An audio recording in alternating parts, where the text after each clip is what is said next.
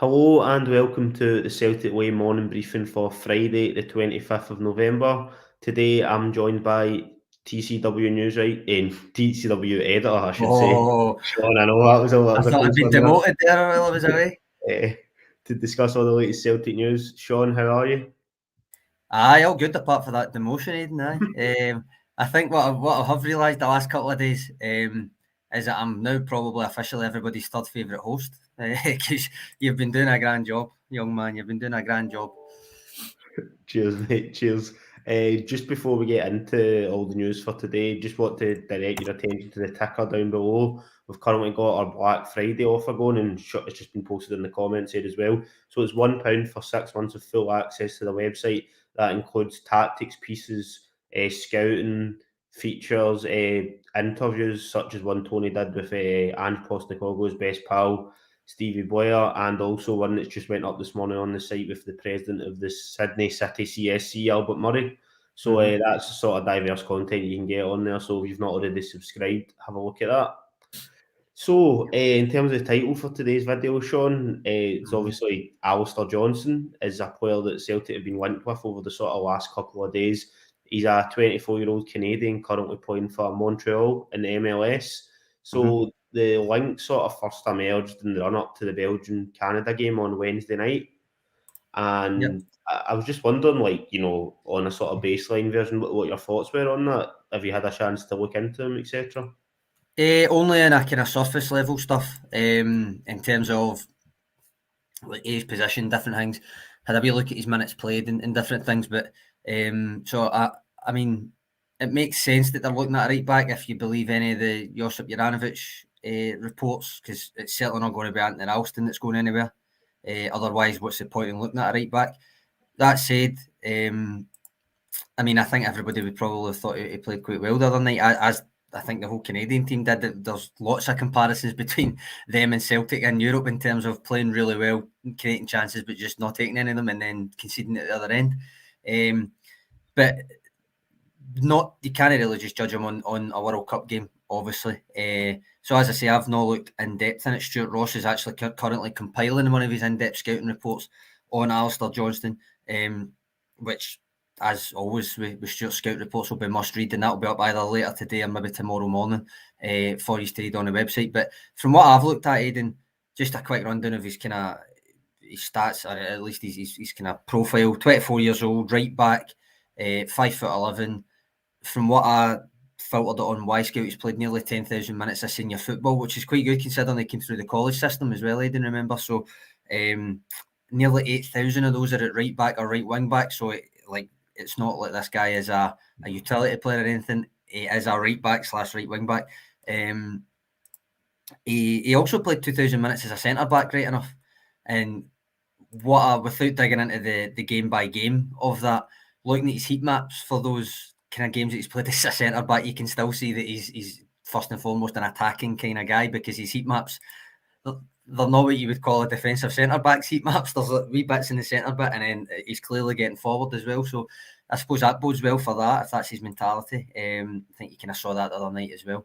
In terms of career history, I mentioned he came through the college system. That was with Wake Forest. I think it was with St John's before that, but Wake Forest, Demon Deacons, their team's called.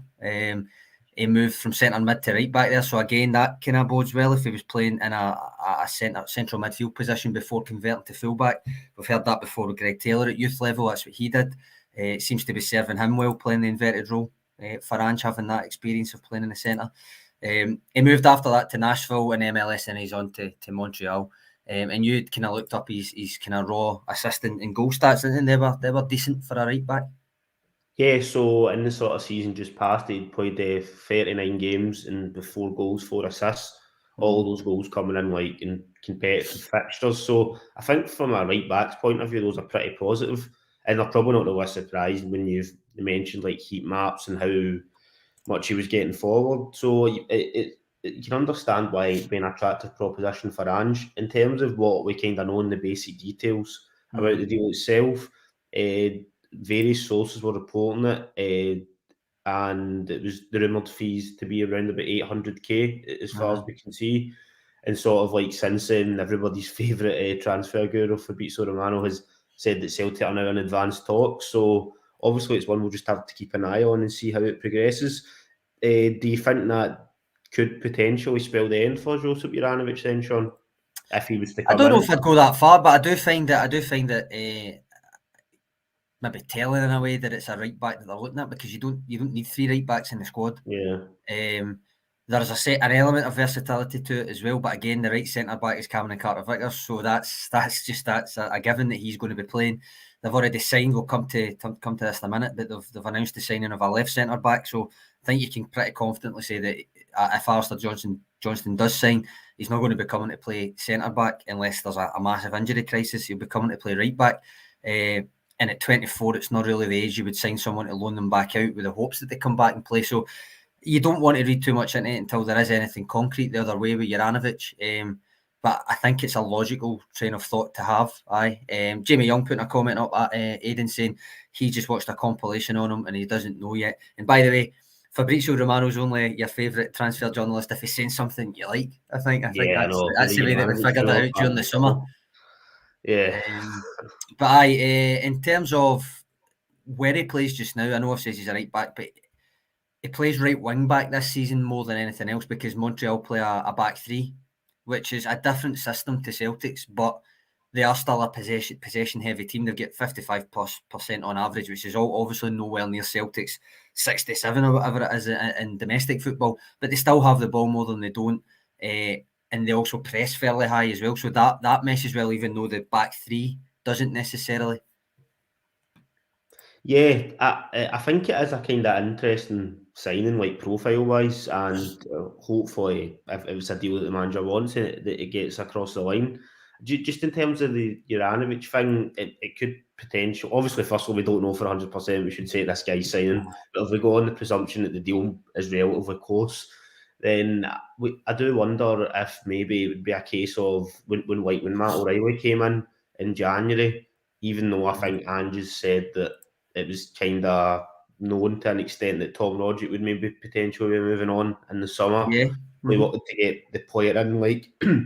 He knew Roderick wasn't going to leave in January, so he had it another 6 months of him, but he wanted to get somebody in who, maybe not a direct replacement, but definitely before Cal McGregor's injury, Matt O'Reilly plays a similar position to Tom Roderick, so he had the player to sort of bed in. Not that he needed much time to bed in, because he came in and was brilliant straight away, but they had that sort of time with the player that he's eventually going to replace still being there. I don't know if it could potentially be maybe a similar situation with Juranovic. It might not even necessarily be that if he does leave, and if he is going to leave, it might not be in January, it could be potentially later on, and this is to sort of give this player more time, because maybe it's somebody that Ange views longer term as being first choice, or views Ralston getting promoted and Johnson being second choice. So I guess it doesn't necessarily mean that Juranovic is going to be like away as soon as possible or anything like that. So I think it's a great point, Aidan. That makes sense to me. It's obviously last January we were sitting kind of unsure as to what was going to happen with Tom Rogic, but you're right. Subsequently, it became known that Ange Postecoglou pretty much knew, having had conversations, that he was going to be going, and therefore why not get his replacement in while he's still there, that kind of thing. So I think that's a great point. Beach Boys coming in on Juranovic, saying he thinks it's clear and obvious that Juranovic must have made his situation clear that he wants to try something new. He thinks his agent has been working overtime since the summer, looking for one big payday. I've pretty much made my thoughts clear on the Juranovic thing since the summer. Not really changed in terms of that big checklist I'm always talking about, the age that he's at. I do think that the 25 million or whatever it was that people were talking about was pie in the sky, but do you think Beach Boys has got a point? And more to the point, even if he's not, even if it is just taking that notion in a vacuum, does that tie in with what you just said there then about if there is a situation where he might want to go, whether it's January or the summer, why not get his replacement in now? Yeah, I think it could. Obviously we aren't privy to the sort of insights whether or not he is absolutely... We're not desperate to leave, but whether or not he's looking for a move away. He's obviously came out himself, and he did say that he was flattered with interest. I think at the time it was with Atletico Madrid. Yeah. But that he was happy where he was as well. If he goes and has a decent World Cup, me and Tony touched on that a couple of times, kind of while he's been over in Sydney. If Juranovic, given that he's playing for Croatia, if they have a really positive tournament, and he is playing all the time, which he does tend to, then the club could potentially get more of an inflated fee, even if his performances haven't been the best for Celtic this season. So if that comes in January, then yeah, they probably would take that. But we just have to wait and see. Obviously, just when we're on the topic of signings, you'd mentioned Kobayashi briefly.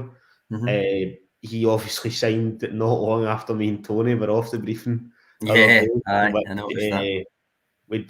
And not long after I'd had a newsletter piece posted talking about what positions Celtic could potentially look to recruit in, and I'd mentioned that centre back was obviously an area that Ange felt he wanted to get cover in, and then obviously that subsequently became the case because Kobayashi signed. Yep. So it's good to see Celtic obviously getting the business done early, isn't it, Sean?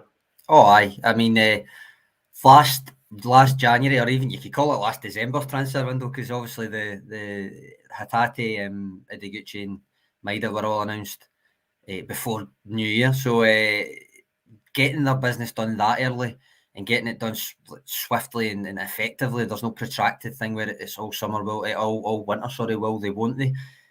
Sometimes that needs to happen, but if you can avoid it, I think Celtic as a club come out looking all the better for it. The summer, this summer, not last summer. Last summer was a different kettle of fish, but this summer just passed. They did the same. They had a couple of late signings, but tying up Cameron Carter-Vickers and Jota early enough, plus a couple of other ones, was laudable.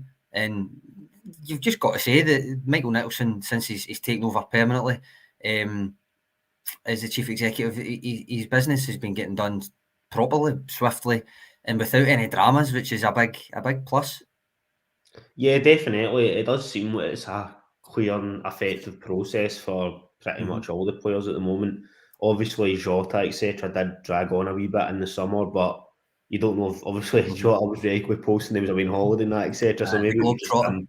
Yeah, exactly. So maybe it was just him chilling out before it. But really, since Nicholson has been appointed, the transfer business has been pretty solid, and it does seem that what Ange was saying, plans sort of have been in place for a while for Jan, and in his head, he's now looking ahead to the summer transfer window, with the exception of a brilliant option becomes available, like Matt O'Reilly last summer. I think he'd mentioned that they moved on that in about 3 days after not really thinking it was going to get done in that window. So if that becomes available, plans could change slightly. But overall, he was saying they're pretty much sorted for this transfer window in terms of ins and outs. So that's all positive. You can't complain because I think it says he's going to arrive in December.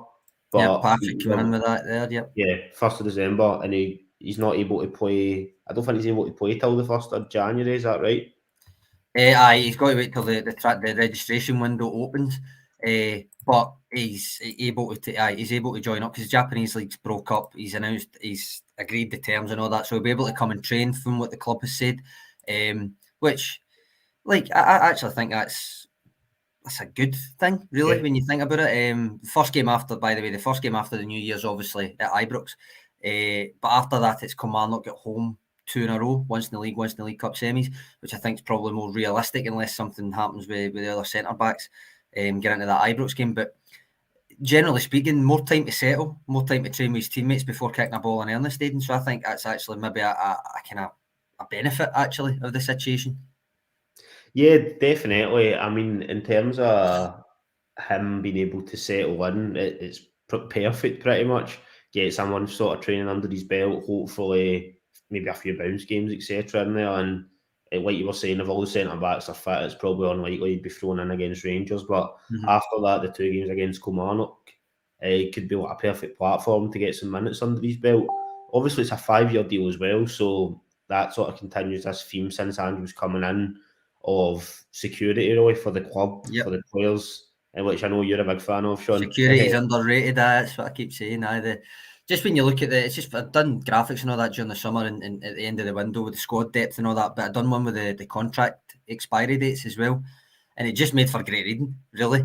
Because if you're ever not to make this a real life game of Football Manager or anything like that, but you know for a fact if you've got younger talents and they're tied down till 2025, 2026, and someone does want them, then you're in the position where you can say, right, well, cough up.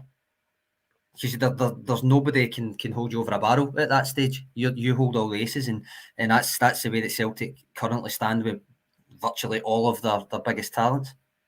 Yeah, and it's a really positive place to be in because it's been spoken to at death at this point. But obviously, when Ange came in, there was a lot of top players that were right down in the last year of their deal, and it really had to be either they were going to go for nothing or nowhere near what you originally hoped for. I know there was a caveat of the pandemic, obviously, in there, but you know the contract situation was still quite disappointing. So really, you don't want that to be happening again. So if you've got the 5-year deal, if it's even a case of some players are only here for 2 years, but then rather than if it's like a 3 or a 4-year deal, it's 2 years when they're leaving, they've still got 3 years left.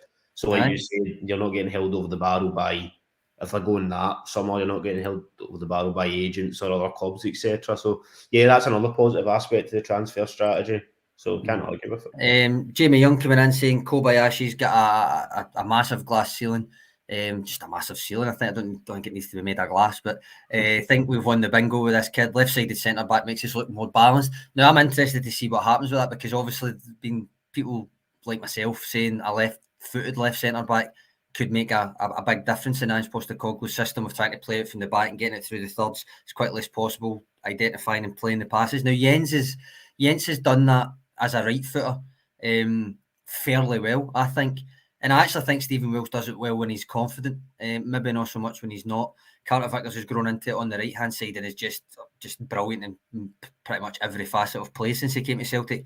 But having that natural lefty as the left-sided centre-back, I'm very curious. Like Jamie, I want to see the impact that has on Celtic's ability to play it that wee fraction of a second faster, because I remember I've referenced it if whoever's tuned in since last September, I think it was, or August when they played AZ.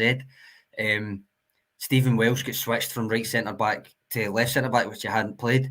And I kind of wrote an article just exploring how it was quite remarkable how well he played, having never played there, which some people were kind of thinking, well, he's only moved across a wee bit, but it's never as simple as that when you're a right footer playing in the left, particularly. Some prefer it, but it's like Van Dijk and stuff. Like people that prefer it tend to be really good players at the best of times. But it just takes that extra wee fraction of a second to just adjust and to play it out and to just do everything that wee fraction of a second longer than what is your natural side. So I'm like Jamie, I'd really want to see what a natural left footer that can pass the ball does to Celtic's speed of build-up, which is quite scary for the opposition if you think about it, because they're already quite fast at getting it through the thirds, especially if Callum McGregor's back and playing in that pivot role.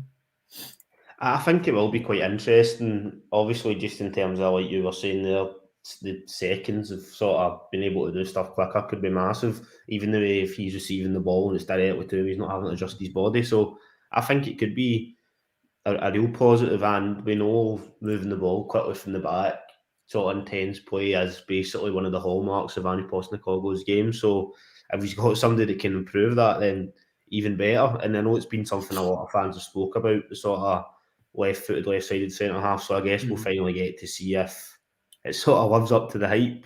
And he does look quite positive in terms of, you can't take a lot from YouTube clips, but from what I've seen, in terms of getting the ball out, he looks quite good. And obviously, a wee while ago when we were first linked with him, which I'll put the link to it in the chat, Stuart Ross did a scouting report on him, which, you know, breaks down in really good detail everything you can sort of expect from him.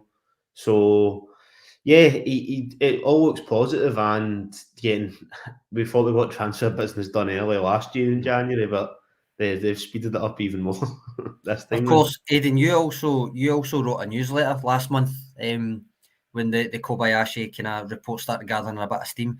You wrote it on Kobayashi, but also like any left centre back really, as to what one of those joining up might mean for not only Stephen Welsh, who's here just now, but Liam Scales, who's out on loan and playing left centre back. All right, he's moved to left centre back in a back three recently, but still playing left centre back.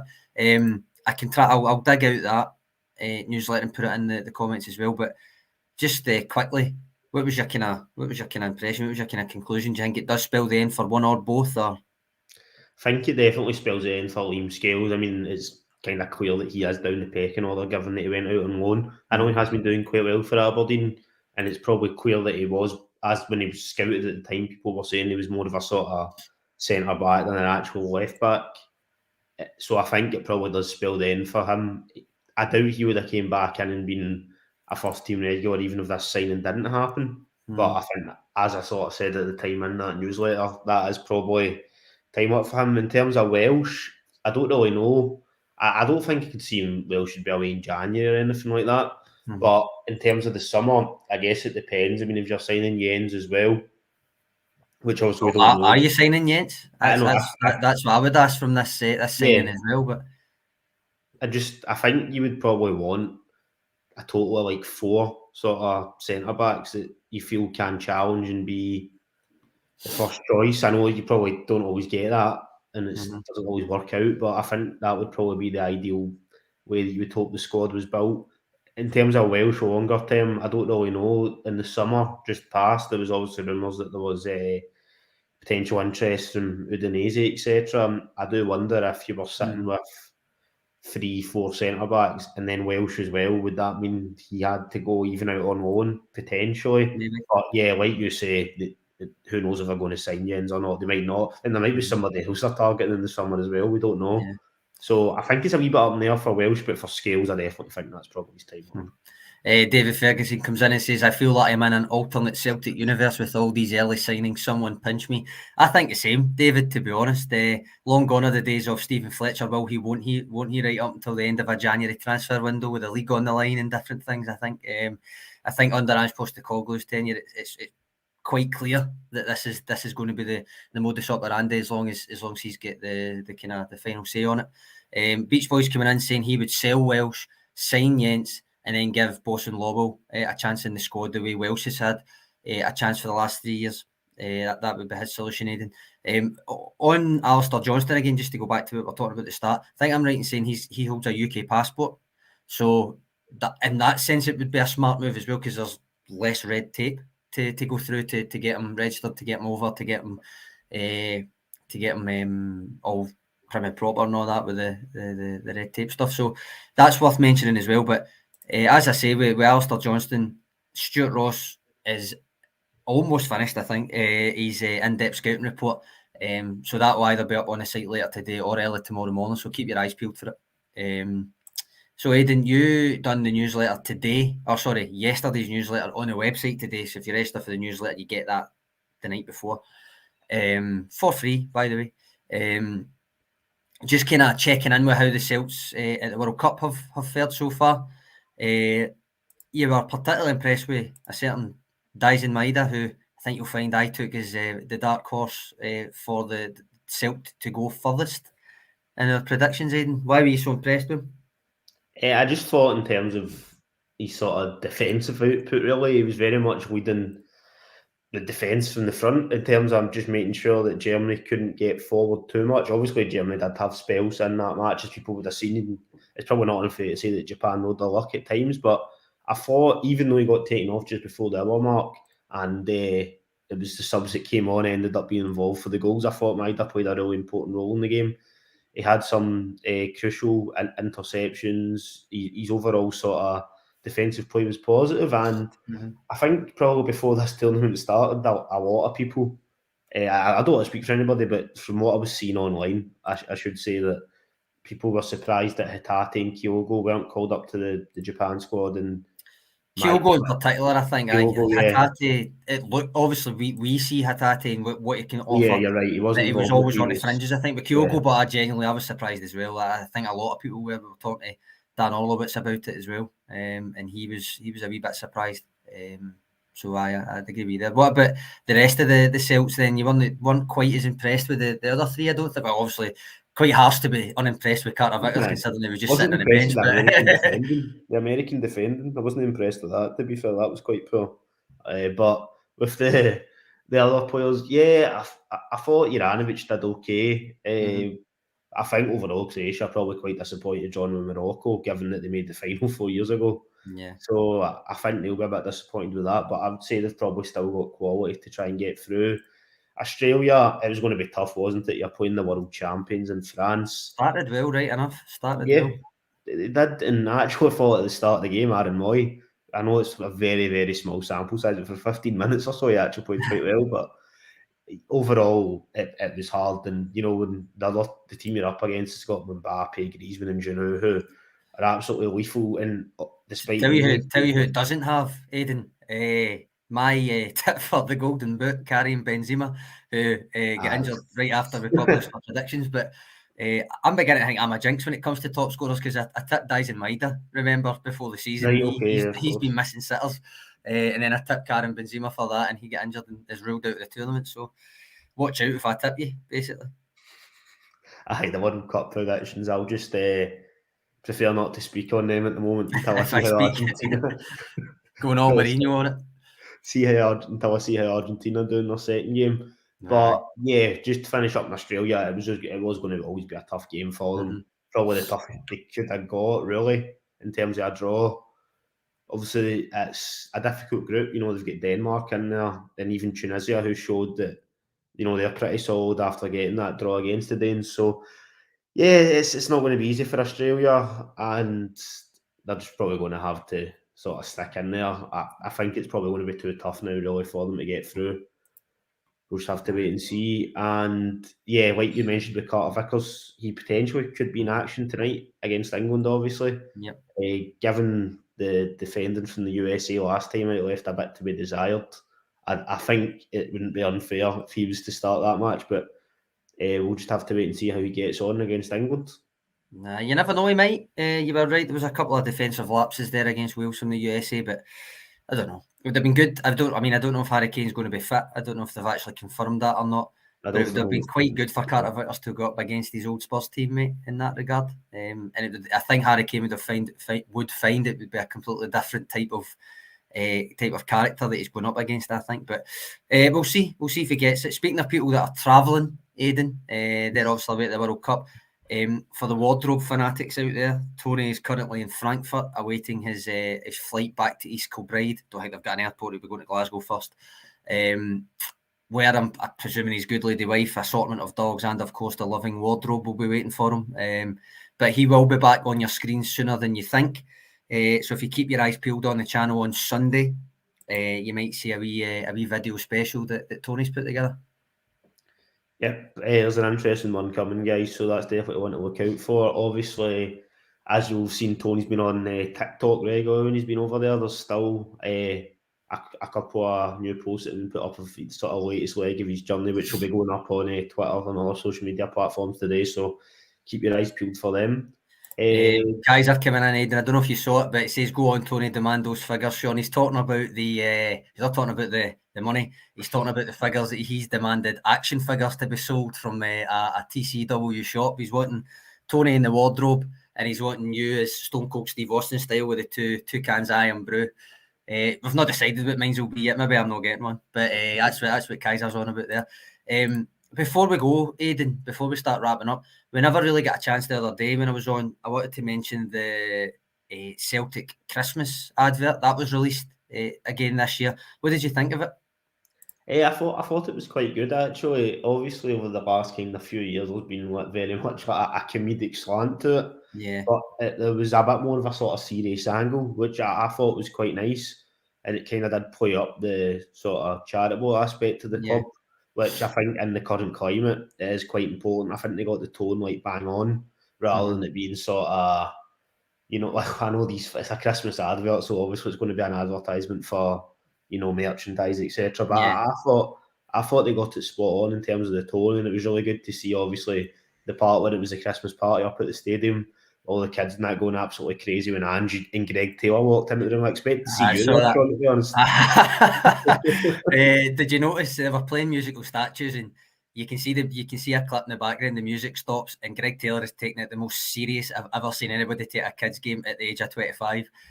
He just stops dead, like, I'm winning this game. Jerry McCann came in saying he thought it was very good. I agree with you, Aidan.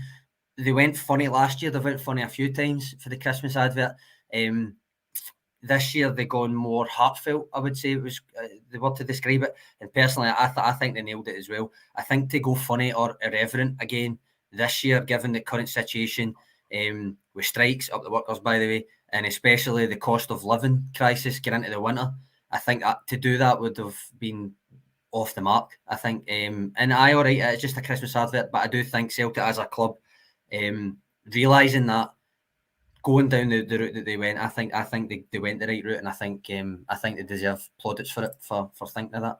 So, no, it was bang on in terms of the tone, and obviously probably at times over the last couple of years, sometimes you felt that maybe, not with the Christmas adverts, but in general, sometimes the club don't always hit the exact right tone when it comes to how the fans are maybe feeling, etc. But they got it bang on there. So fair You're play not to them. bringing up Bernard Higgins in the Christmas advert, are you? No, just a sort of general sort of thread line, Sean. No specific examples will be given. Kaiser's maybe talking about a behind-the-scenes clip here saying Taylor choke slamming kids to win at musical statues. More like No, Kane I must. Steve Austin. I don't think he's quite tall enough to be Kane, do you, or Nah, that's Undertaker? true, But no, I do. I think they got it spot on. I think, and obviously the merchandise, yes, that is what it's ultimately. Let's not kid ourselves. That's what it's there to sell. But they did involve the foundations work, which we've had a couple of pieces on the last few months about. Really good work that they do, and they involved that heavily in it. So I think I overall I just think they went down the right route and they got the right tone.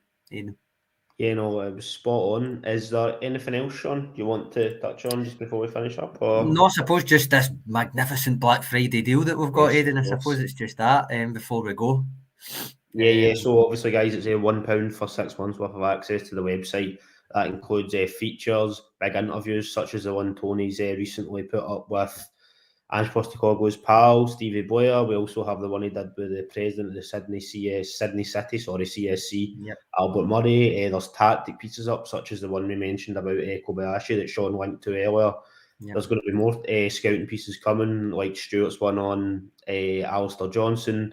And then obviously you get other features, etc. So, yeah, there's plenty there, guys. And if you're not already subscribed, I would recommend taking a look at it.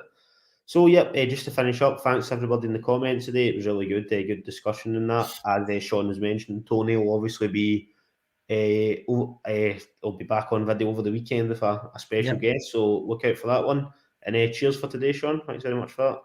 Cheers, Aidan. Cheers, Trips. Thanks very much, guys. Cheers.